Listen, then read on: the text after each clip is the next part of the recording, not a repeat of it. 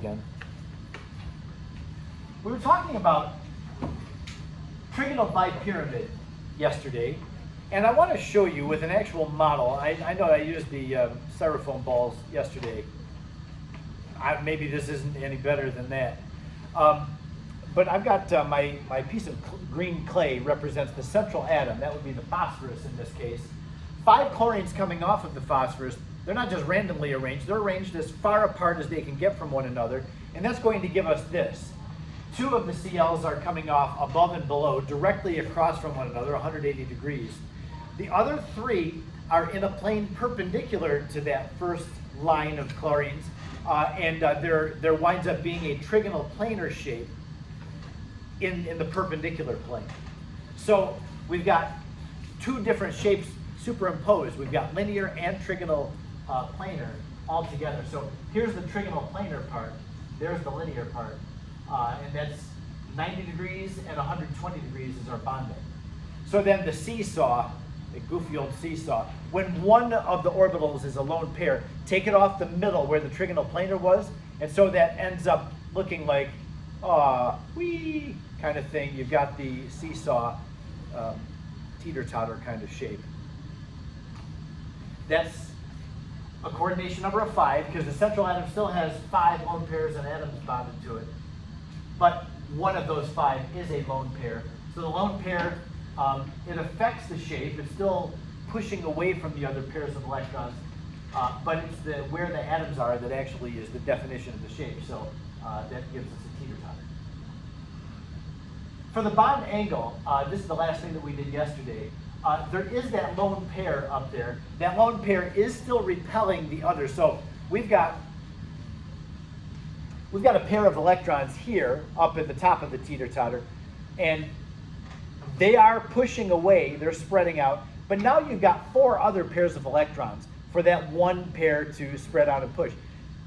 I had told you before to count on like a 2-degree squeeze when you have a lone pair. But when you start getting into more than 4 for the coordination number, there's a lot of pairs of electrons here.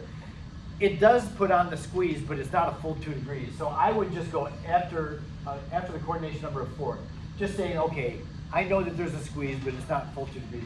The angles are less than 90 and less than 120. You don't have to say 88 degrees and 118. Just call it less than 90 and 120. All right, so that's as far as we got yesterday. Then picking this up, I've got 2 other shapes that have a coordination number of 5 that I need to show you. Let's go on to the next slide. I can turn the front lights off.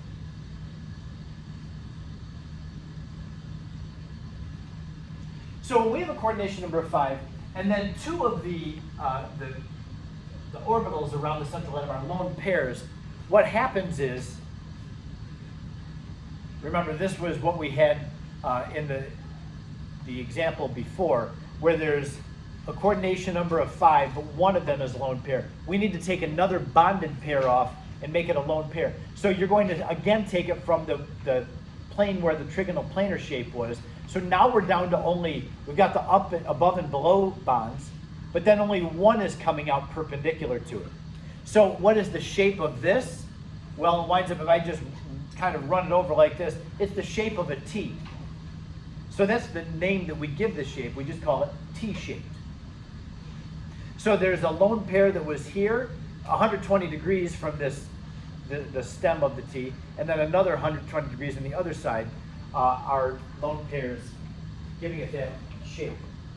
So like when you have ICl3 to do its dot structure,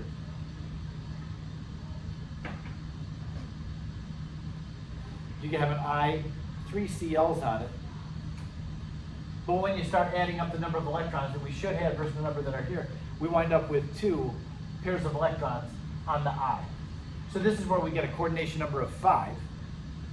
3 bonded atoms, 2 lone pairs, and 2 of them are lone pairs. So yeah, where we had a trigonal bipyramid, where there's a trigonal planar in the middle of this, we are now down to 2 of those bonds being taken out, and we get a lone pair there and a lone pair kind of on the other side in the perpendicular plane.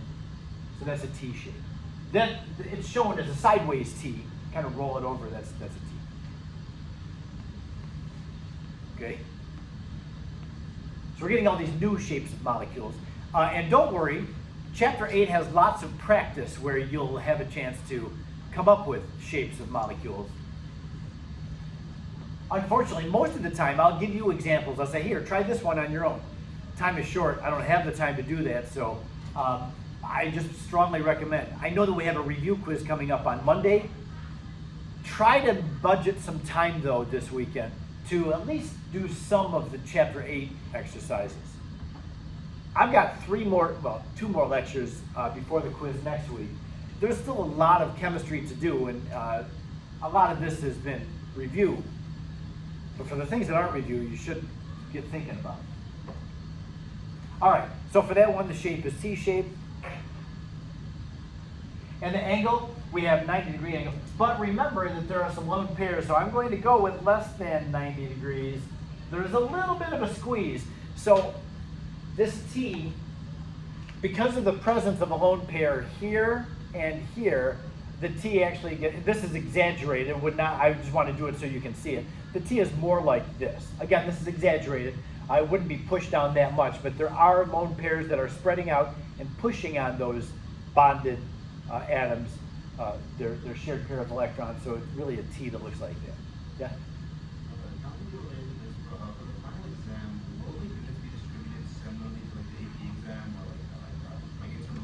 We try to, yeah. It'll be a good representation of the topics in the class. Yep.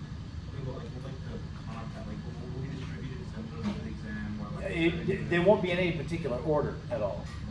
If that's what you're wondering about, is the order? No, the content of the Yeah, exam.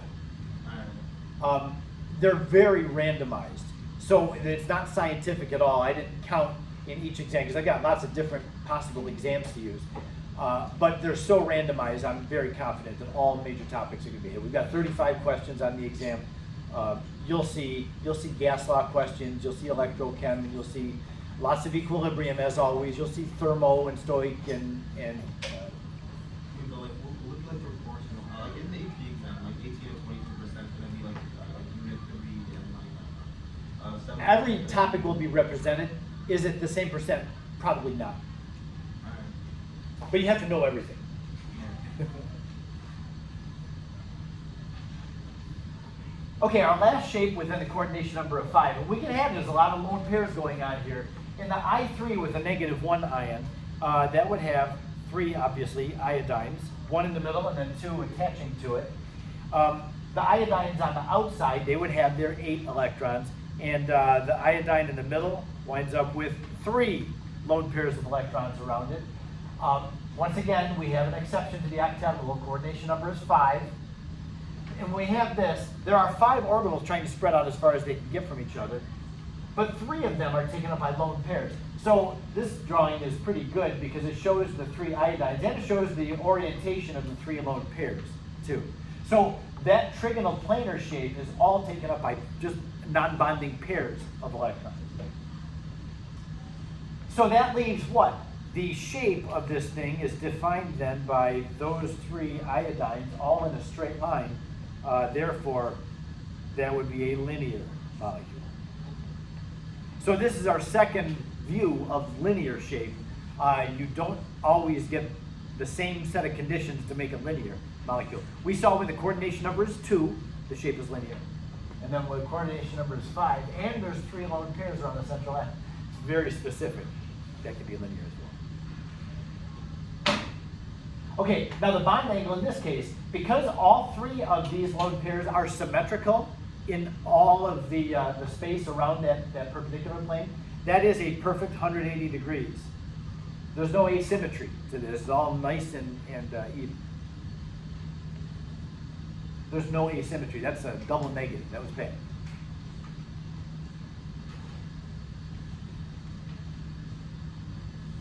We're moving on. Now, everybody good with that? One more coordination number. The good news, though, there were 4 shapes for a coordination number of 5. Coordination number of 6 only has 3 shapes that we need to know. So let's go there. When we get to the central atom having a coordination number of 6, the first example I have, there's not too many molecules that have a central atom with coordination number of 6. Sulfur hexafluoride, we already saw this dot structure. We have 6 F's all around the sulfur, giving the sulfur 12 electrons around it. That's a lot of negative charge around that sulfur, but fortunately sulfur is big enough that it can accommodate 6 pairs of electrons around it. So what is the shape of this? You see the computer image of the shape of the SF6.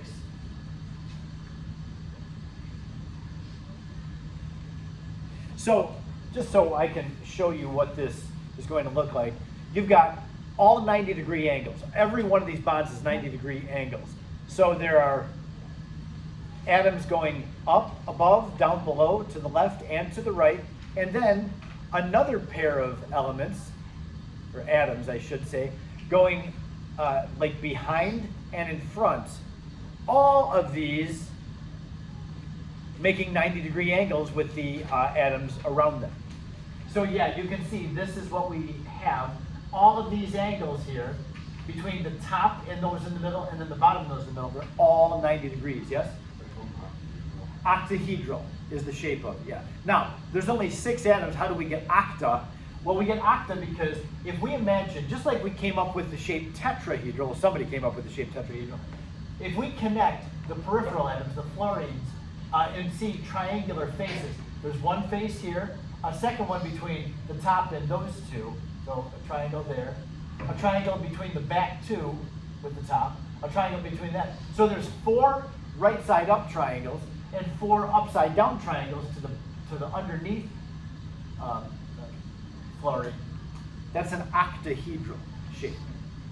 It's an 8-sided structure.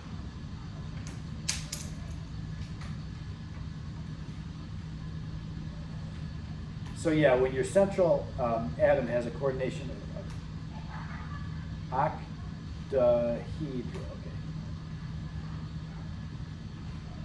All angles are 90 degrees. Coordination number of 6 is going to have the electrons spread out like that. This is kind of similar to trigonal bipyramid. You've got the one above and below, and then you've got the rest of them spread out perpendicular. That really is what's happening here. We've got the above and below, and then the rest of them spread out perpendicular. And in this case, there's 4, which makes all the angles 90 degrees. Boy, this is pretty amazing symmetry. This is tremendous symmetry. Then we go down to a lone pair. If one of these is not a bonding pair of electrons, but a non-bonding pair of electrons, we have to pull one of them off. And it doesn't matter which one. You're going to wind up with this structure, where there's going to be a square, the central atom, and then 4 around it making a square, and then 1 above or below. What would be the name of this shape? It would be a square pyramid, right? So you can have a trigonal pyramid where that's a coordination number of 4, or you can have a square pyramid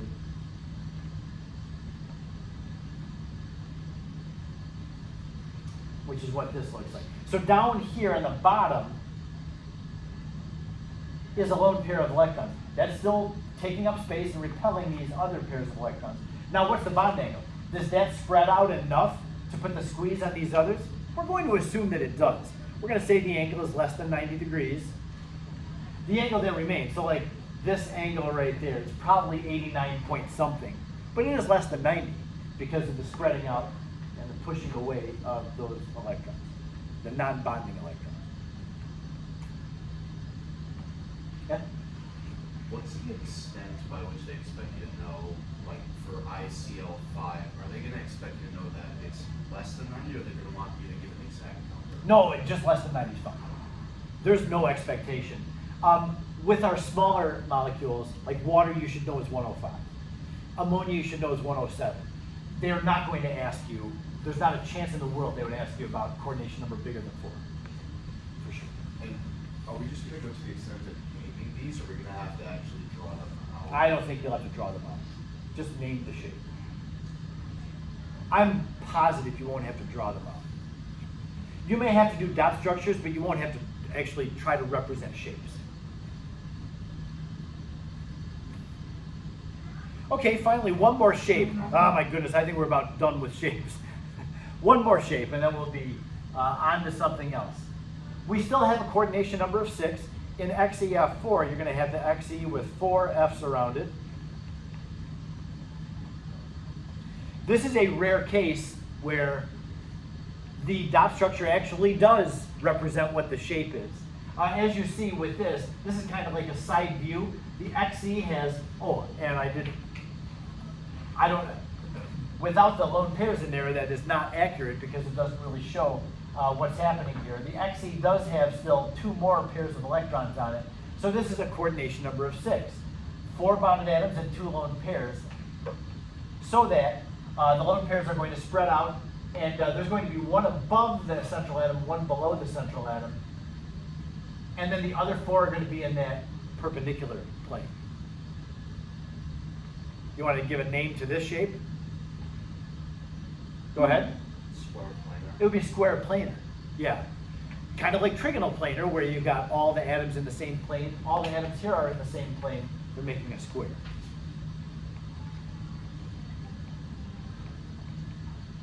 Now the lone pairs are very symmetrical in this case. We've got one above and one below. This is spreading out the same amount the bottom one's spreading out. They're not one pushing more than the other. So this is again going back to exactly 90 degrees. It's not less than 90, it's exactly 90.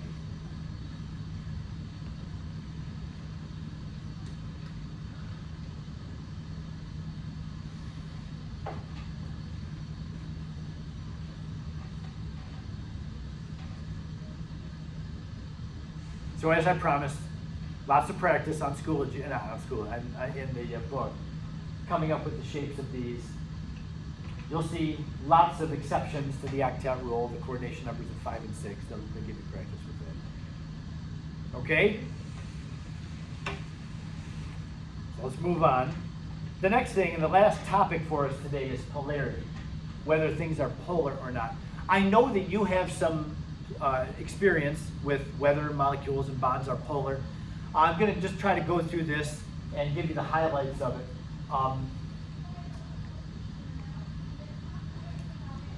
Whether molecules and bonds are polar all depends on what the electronegativity is. In the chapter 7, the periodic properties chapter, we talked about atomic radius and ionization energy and electronegativity. Electronegativity is a big deal because it determines whether molecules and bonds are polar or not. As it says up here, first comment, it's the difference in electronegativity that determines whether a bond is polar or not. If you have oxygen and hydrogen bonding together, like in the water molecule, water has O to 2 different H's, and then the O has a couple of lone pairs on it.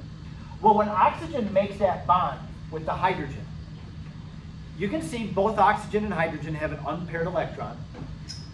Both of those atoms could be more stable if they were to share. If the hydrogen had one unpaired electron, it would love to have another electron to pair up with that first electron in its orbital. And the oxygen would love to have 8 electrons in its valence shell. It comes in with only 6. So the hydrogen is here, and hydrogen says, hey, how about we share? And the oxygen says, hydrogen, thank you very much. I'll just take that electron of yours and pulls it way over toward itself because the electronegativity is so high. And here's over here, hydrogen saying, hey, hold on a second, I thought we were sharing. So the oxygen having the higher electronegativity, by far, oxygen's a lot higher. It's the second highest on the whole periodic table. So oxygen grabs that electron over toward itself, and if I could use maybe a different color, the electron density in this bond is like way over here by the oxygen, and the hydrogen's like, oh man, I thought I was gonna share, and here you're pulling my electron away from me. But yes, that is what happens. Oxygen makes a bigger claim on hydrogen's electron because it's got a stronger pull. And the same thing happens over here with this hydrogen. You've got the oxygen yanking that hydrogen's electron away from it. Because this molecule is bent, what happens is down here where the hydrogen side of the molecule is, in between those, this would be given a partial positive charge because the electrons are being pulled away from it. Now I've just drawn a symbol up there that I've never drawn before. This little squiggly d is a lowercase delta. Delta, lowercase delta, is used to describe a partial charge. This is not an ionic bond. The oxygen hasn't totally taken hydrogen's electron, so you can't call it ionic. But they're not sharing equally. Oxygen is kind of being an electron hog, and it's pulling the shared electrons more toward itself. So The hydrogens we would consider to be now electron deficient. And when something's electron deficient, that means it's got either a full or a partial positive charge. So this molecule is going to have a positive side, and over here on the other side where the hydrogens, other side from where the hydrogens are, that side would be partially negative. So this is why water is polar. It's got a partial positive on one side of it and partial negative on the other side. And you do need to know the hydrogen side of the water molecule is positive. It's electron deficient or electron poor. The oxygen side, opposite where the hydrogens are, is electron rich. So that's what's happening here. It does say in the middle here, the molecule is polar if it has polar bonds, which this does, and the polar bonds don't cancel out. Now what do I mean by canceling out? If the molecule is symmetrical, meaning that you've got electrons being shared all at, even if they're polar, if they're all equal angle from one another, then the polar bonds will cancel out. What do I mean by equal angle? The fact that the oxygen has lone pairs makes it asymmetrical. It's not perfectly symmetrical. There's only one exception to this.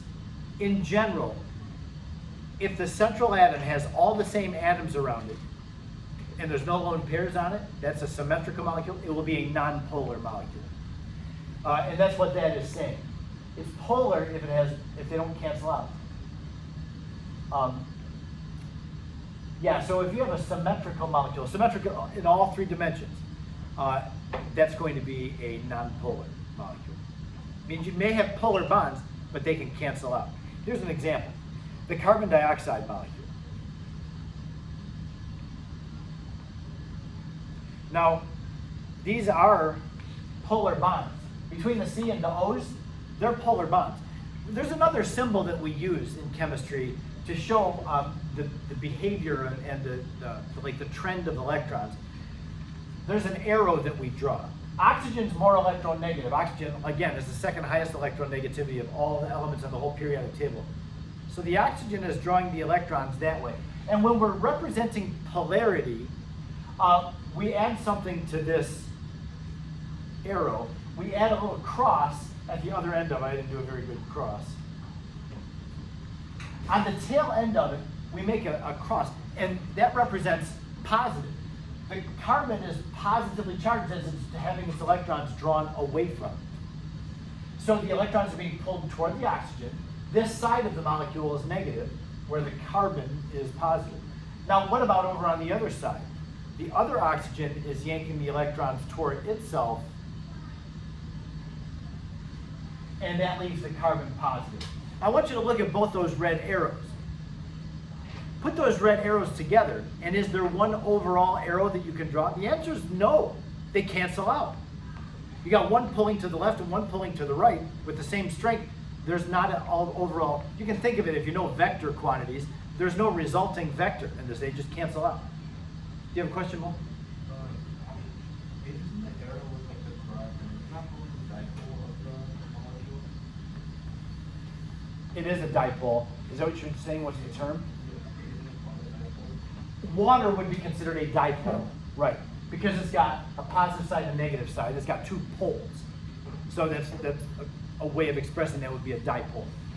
Carbon dioxide, because the arrows, I know that the oxygen is more negative out here and more negative out here. It's like the oxygens are both electron rich, but there's not one side of the molecule that's negative and the opposite side is positive. You got negative on the left and right and then positive in the middle. That doesn't have a negative side and a positive side. Like other CO2 molecules are not going to know what to do with it. And it's a small molecule anyway, so you don't have clearly a negative side and a positive side. But yes, when you have a polar molecule, that means you're going to have dipole attraction. That's another term for it. Now the book uses the term a dipole moment, if you saw that in the book. A dipole moment means that the thing is permanently polar. Like the water molecule, you'd say the water has a dipole moment.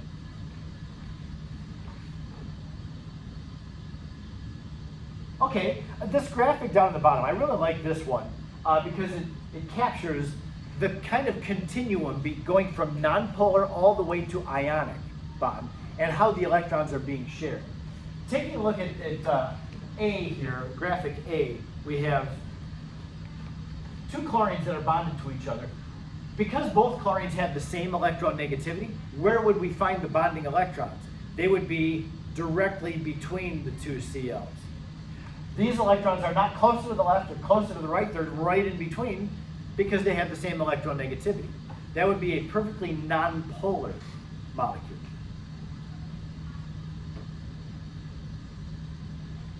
Nonpolar. So there's not a negative side and a positive side, that's what nonpolar is, yes? Would something like fulminate be the exception to the linear rule?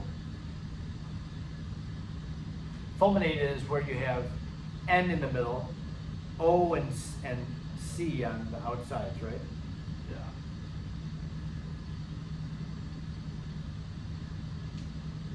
That's still linear. But would it be polar or non-polar? Oh, I see.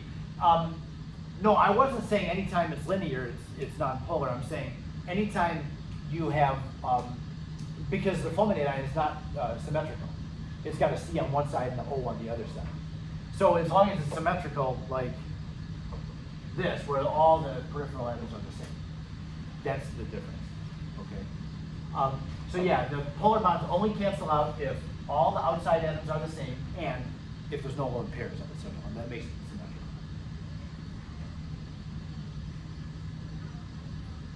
All right, let's take a look at the next one over here in this graphic. We've got the molecule HCl. These are very simple molecules, but it captures the idea. HCl, you have both nonmetals. They both have a certain attraction for electrons. Cl, though, is higher in electronegativity. Cl's got more of a pull on electrons than H does. So chlorine having the more pull on electrons, this would be like me having a tug of war with Mr. Hevel. He's older than me, but he's strong, really strong. So if we're lining up here, when you say go, he's going to just pull me pretty much off my feet. So that, and you can kind of see this is subtle, but we have two arrows. The chlorine is pulling the electrons that are shared toward itself. The hydrogen is pulling the electrons that are shared toward itself too. But you can see which is the thicker arrow. The chlorine is the thicker arrow. So chlorine wins. It pulls the electrons toward itself. And the hydrogen, once again, poor hydrogen, it's got its electron that it brought in being pulled away from. So it still has a stake in these two electrons, but not as much as the Cl does. So the electrons have been moved toward it. It's kind of like chlorine is gaining hydrogen's electron. Chlorine is kind of gaining hydrogen's electron. I don't say it has gained, that would make it the chloride ion. It would have a -1 charge. But it's kind of gaining hydrogen's electron. So that means that it will be partially negative. Doesn't have a full negative charge, but it has a partial negative, and over here the hydrogen is the electron deficient side. That's partially positive. That makes for a polar molecule. Now they're showing blue is negative charge and red is positive charge. There was no blue and red up here because that's totally non-polar. But down here we got a blue side and a red side. However, when sodium and chloride get together, we've got all blue over here and all red here. And that's because there is a complete transfer of electrons. When there's a transfer of electrons, that becomes an ionic compound. So polar and ionic, those are the distinction between those. Sodium's electronegativity is so low that chlorine just pretty much takes sodium's electron. There is a continuum.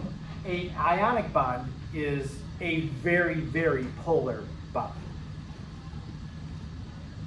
So there's a little bit of a continuation between polar things and ionic things. We would consider the chlorine to have a full -1 charge here, and sodium to have a full +1 charge. And so you can see the difference between, we've got like a hint of blue here and a hint of red here. We got full blue here and full red there, showing us the difference. Now, that's not difficult to see because these molecules are so small and simple.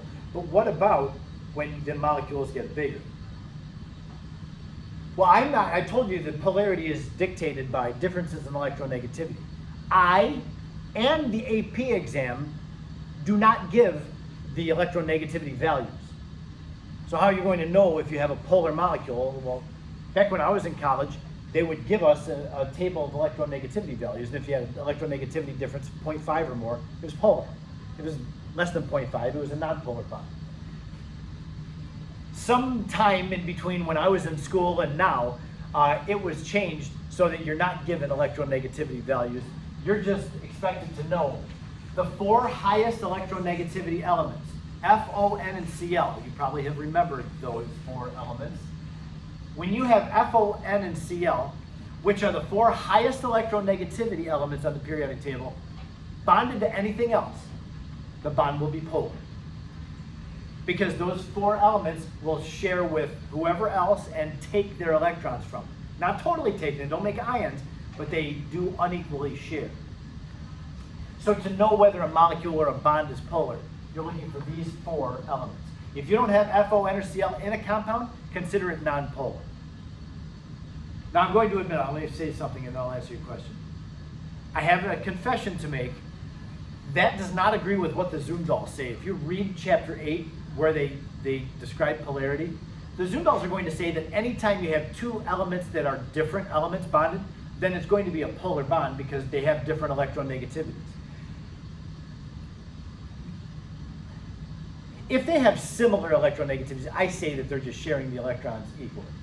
But the Zumdals do make a distinction there. They say, hey, like carbon and hydrogen. The Zumdals will say that's a polar bond. I disagree with that. The difference between those is 0.4. That's close enough that the electrons are shared equally, virtually equally. So I consider the CH bond to be nonpolar. The Zumdals would say that that's a polar bond. And they would say that all hydrocarbon molecules are nonpolar because they're also symmetrical. I say they're nonpolar molecules because they're nonpolar bonds in the first place. So my counsel to you is, look for these 4 elements. You're going to get things right on the AP exam. These 4 elements, if you have F, O, N, or Cl in a compound, in a bond, you're going to have polar bonds. If you don't have those 4, I would consider that to be a nonpolar bond. I think you'll be fine with that. I have seen sometimes, I don't remember if it was from the College Board, HBr. I remember seeing a question and the writer of the question claimed that HBr is a polar molecule because Br and H have different electronegativities. I don't know, I find that to be ticky-tack. I hope on the AP exam, I know for sure in this class, you're looking for these 4 elements for polar bonds. If you don't have one of those 4 elements, it's going to be nonpolar. Okay, Brendan, do you remember the question? Yeah, what if you have NO or CLN, for example? Yeah, if you have N bonded to O or Cl bonded to N, Cl and N actually have both electronegativity right close to 3. So it's pretty nonpolar. So I want you to consider if you have one of these bonded to the other, you consider that nonpolar. I hope that you wouldn't have to face that. Because I don't know, some resources might say that that's polar because you got those. But I would consider that nonpolar. Like the Cl to N, I would definitely consider to be a nonpolar bond because they have pretty similar electronegativities.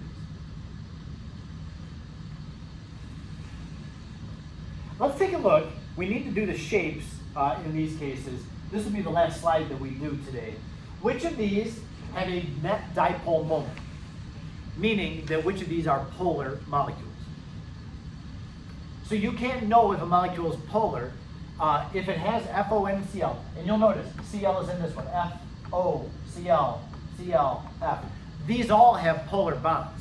Really the question is, do they cancel out or not? So there's polar bonds present. The term that they're using is net dipole moment.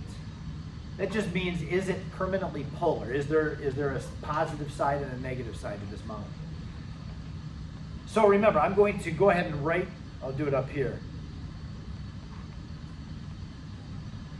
This is what we're looking for. If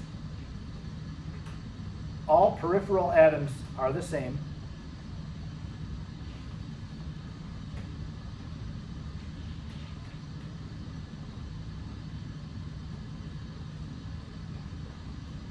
and no lone pairs on the central atom,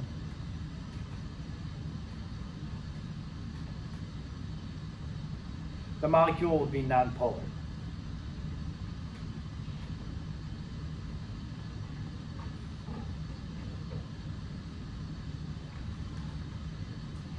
That's what we're looking, but that means that the molecule will be symmetrical and the polar bonds present will cancel out. If you have all the same atom around the central atom and it's symmetrical, meaning there's no lone pairs on it, they will cancel out and the molecule will be nonpolar.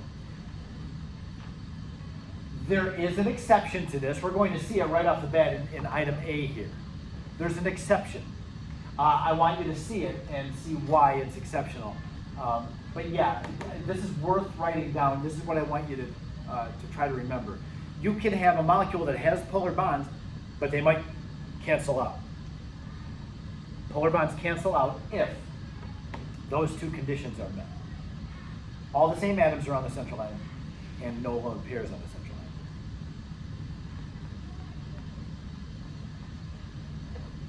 Oh, I keep it.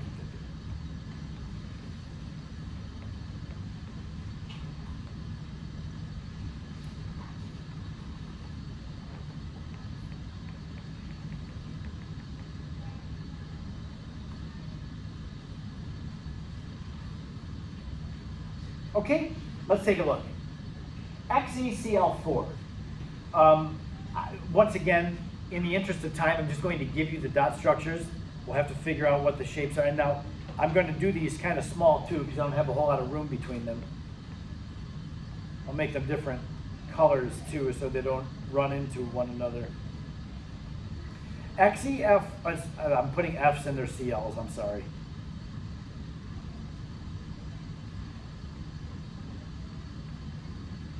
So the Xe has the 4 CLs around it, but there's a need for 4 more electrons. So it's going to have that dot structure. Xe with 4 CLs and 2 lone pairs on it. That gives the Xe. Now, first of all, there are polar bonds present. So we're thinking, okay, this could be polar. Do the polar bonds cancel out? Well, what is the shape? We have to know what the shape of the molecule is. It says up here that all peripheral atoms are the same. That's true. But it says if there's no lone pairs in the central atom, there are lone pairs.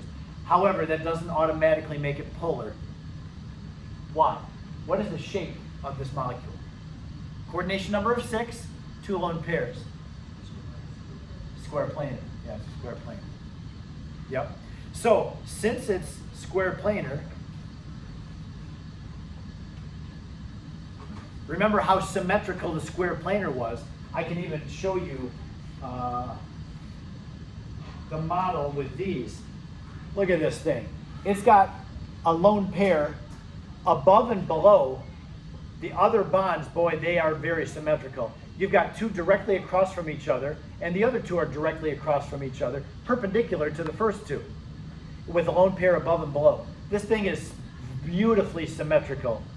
They cancel out in this one. So this is the one exception in which there are lone pairs on the central atom, but it's still symmetrical and non-polar. I don't even know if the book would ask you about that one. That one is kind of nuanced. This is non-polar because of the symmetry.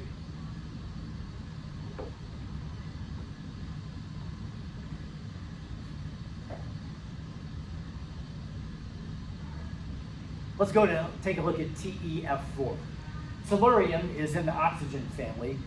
Te is going to wind up in the middle of this molecule. Let's see, I use blue. So there's 4 peripheral atoms around it. When we come up with the dot structure for it, we count the number of electrons. We would say that we need 2 more electrons in here. So another 2 electrons is going to have that Lewis dot structure. Now there are polar bonds present because there's an F, there's lots of F's around the central atom. However, there's a lone pair there.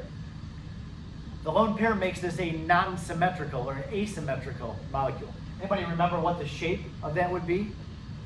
Coordination number is 5. What is it? Square pyramid. Not a square pyramid. That's when your coordination number is 6.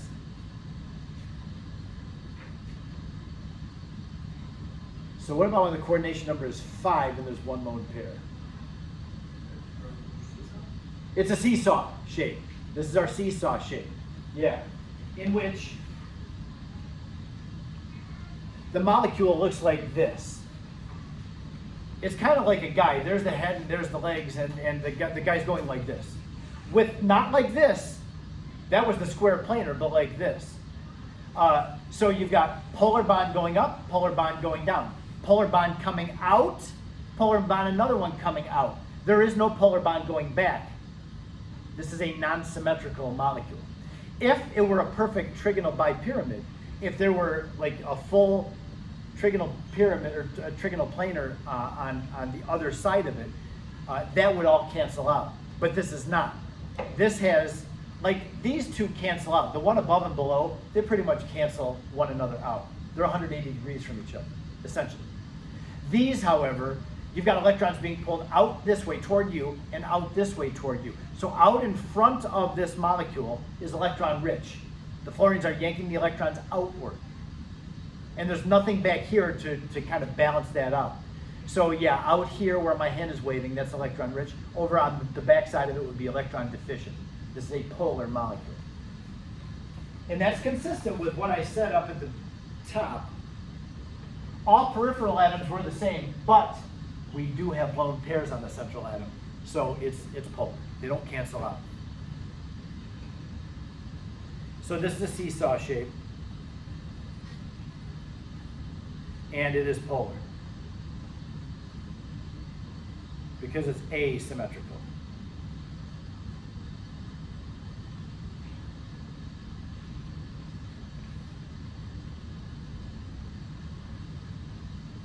Let me know if you have any questions or you want to argue about anything. For part C, SeO3. This one is a simpler one than we have been doing. So SeO3 is a simple thing. It's got a coordination number of 3. So this goes back to things that we're very familiar with. I'll do this one in black. SeO3 is going to have this dot structure. Se has 2 bonds to one of the oxygens and 1 bond to the other 2 oxygens. Now, we have assumed that all of the lone pairs are around the oxygens, and the Se has no lone pairs on it. That matters. There are polar bonds present. The oxygens are yanking the electron. This would be a resonance structure in which the bond order is 4/3. There's 4 bonds distributed among 3 oxygens. That would mean that each of these bonds are 1 1/3. Yes? Is this a polar molecule? Is the molecule polar? Or do they cancel out? What's the shape of the molecule? No lone pairs on the Se. Coordination number is 3, exactly. It's a trigonal planar molecule. Yep.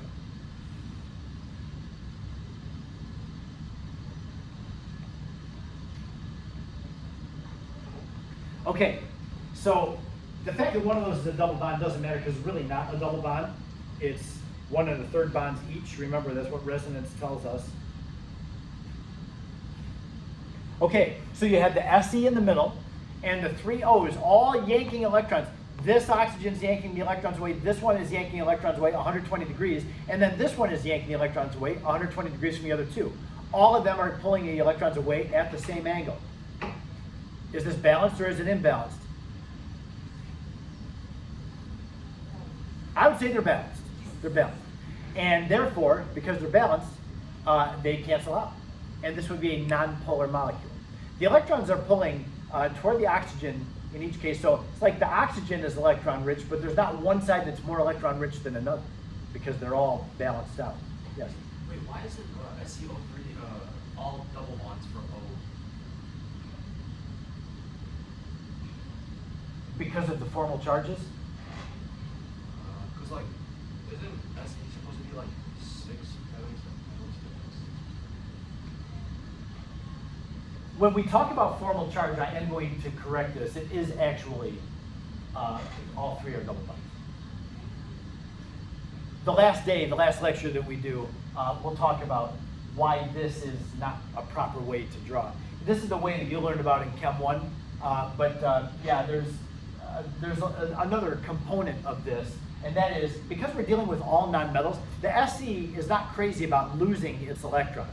And the way that this thing is drawn, this single bonded oxygens are yanking the electrons away from, like they're taking selenium's electrons.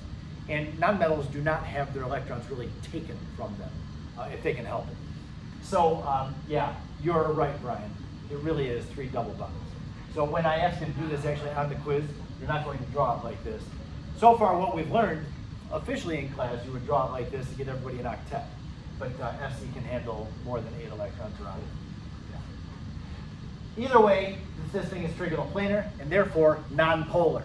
That's the big thing, it's nonpolar.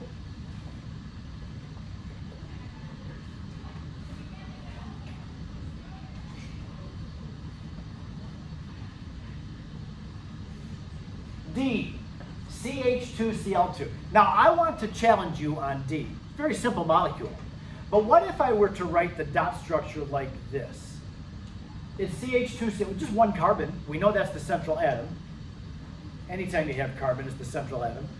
If I wrote it like this, with the Cl's across from one another and the H's across from one another,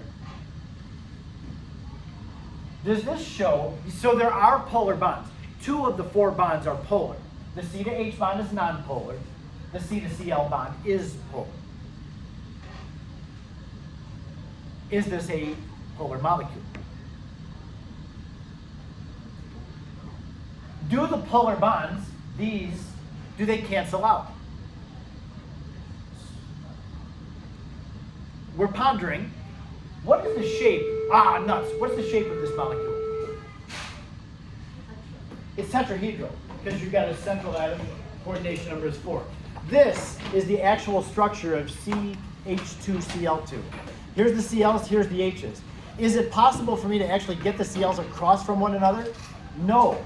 Every place that I put the Cl's is going to be, the Cl's are going to be next to one another. You can't get the Cl to be across from one another. So even if we write the dot structure like this, I've warned you, the dot structure does not actually give you the structure, the physical structure of it. This is a tetrahedral molecule, which means the Cl's are going to be next to each other, no matter how we arrange these things. So this is a polar molecule. Wait, now how do you know how to arrange it? You can write the dot structure any way you want. You just have to know that the Cl's are going to be next to each other in the actual molecule.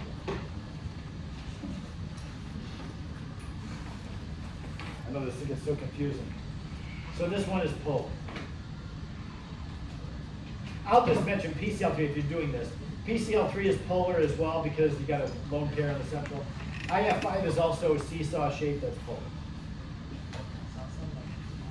Okay, my friends, thank you for your attention today. Review quiz next time we're together.